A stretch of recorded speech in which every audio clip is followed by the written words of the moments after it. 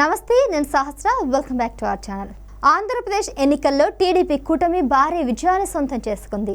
గతంలో ఎన్నడూ లేని విధంగా టీడీపీ ఏకంగా 136 స్థానాలు గెలుపొందగా జనసేన, బీజేపీ కలిసి మరో 28 స్థానాలు విజయం సాధించడంతో రాష్ట్రంలో ఉన్న 175 అసెంబ్లీ స్థానాల్లో రికార్డు స్థాయిలో 164 స్థానాలు కూటమి విజయం సాధించింది. దీంతో టీడీపీ అధినేత నారా చంద్రబాబు నాయుడు ముఖ్యమంత్రిగా, జనసేన అధినేత పవన్ కళ్యాణ్, టీడీపీ యువనేత నారా లోకేష్తో సహా మరో 24 మంది మంత్రులుగా నిన్న ప్రమాణ స్వీకారం చేశారు.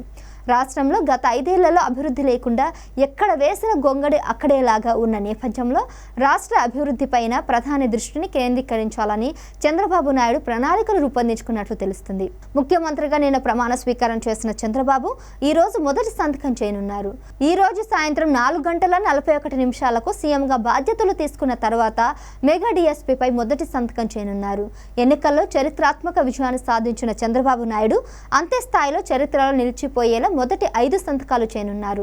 యువతకు పెద్దపీట వేసేలా మెగా డిఎస్సి, నైపుణ్య గణన, ప్రజల్లో ఆందోళన తీర్చేలా ల్యాండ్ టైటిలింగ్ యాక్ట్ రద్దు, వృద్ధులు, వితంతువులు, దివ్యాంగులు, ఒంటరి మహిళలకు అండగా నిలిచేలా పెన్షన్లు పెంపు, పేదల ఆకలి తీర్చేలా అన్న క్యాంటీన్ల పునరుద్ధరణ ఫైల్స్పై సంతకాలు చేయనున్నారు.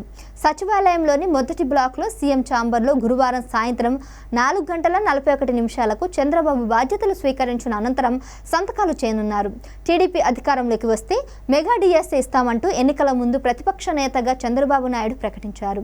మొదటి సంతకం మెగా డిఎస్పీ పైన చేస్తానంటూ హామీ ఇచ్చారు. ఆ ప్రకారమే తొలి సంతకం మెగా డిఎస్సీ ఫైల్పై పెట్టనున్నారు. వైసీపీ ప్రభుత్వంలో ఇచ్చిన డిఎస్సీని సవరించి కొత్తగా ప్రకటన విడుదల చేయాల్సి ఉంటుంది. పాఠశాల విద్యాశాఖ పరిధిలోని విద్యా సంస్థల్లో 13,000కు పైగా పోస్టులు ఖాళీలున్నట్లు ప్రాథమికంగా అధికారులు నివేదిక రూపొందించారు. ఈ నేపథ్యంలో మెగా డిఎస్సీ నోటిఫికేషన్ వెలువడే అవకాశం ఉంది.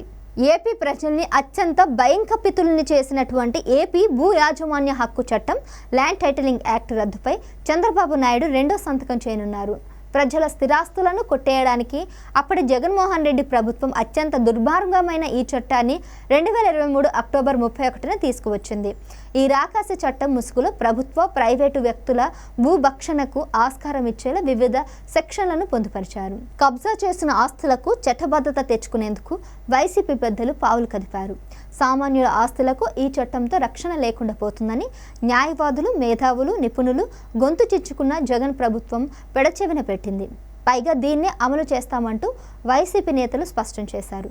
అధికారంలోకి రాగానే ఈ చట్టాన్ని రద్దు చేసి ప్రజల ఆస్తులకు రక్షణగా ఉంటామని ప్రతిపక్ష నేతగా చంద్రబాబు ఎన్నికల ప్రచారంలో హామీ ఇచ్చారు.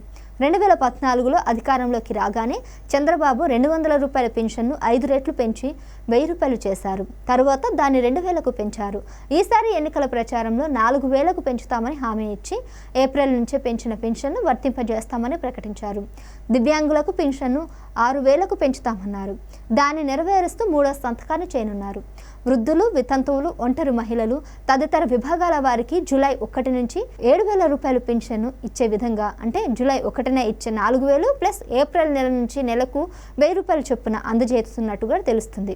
ఇక గత టీడీపీ ప్రభుత్వ హయాంలో రాష్ట్ర వ్యాప్తంగా 183 అన్న క్యాంటీన్లను ప్రారంభించారు. వైసీపీ అధికారంలోకి రాగానే వాటిని మూసివేసింది. దీంతో అధికారం చేపట్టిన వెంటనే వీటిని పునరుద్ధరిస్తామని చంద్రబాబు నాయుడు ఎన్నికల ప్రచారంలో ప్రకటించారు. చంద్రబాబు 4వ సంతకాన్ని అన్న క్యాంటీన్ల ఫైల్పై పెట్టనున్నారు.